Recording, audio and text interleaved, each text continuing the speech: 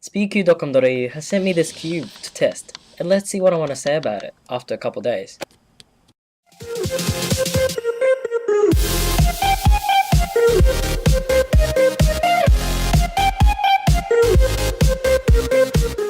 I'll say this again, this puzzle was for me to test from speaku.com.au and I would gladly appreciate it. Now going over the stats, this cube is very fast out of the box and very sandy as usual.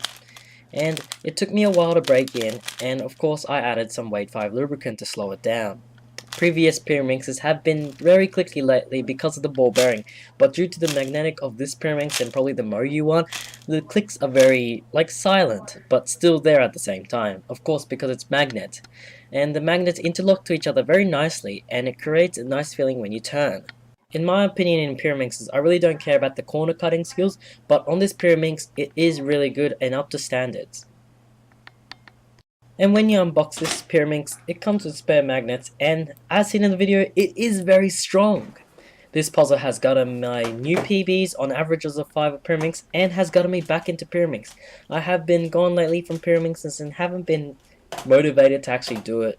But now I have due to this Pyraminx, and I would like to thank speaku.com.au again for giving me a chance to test this.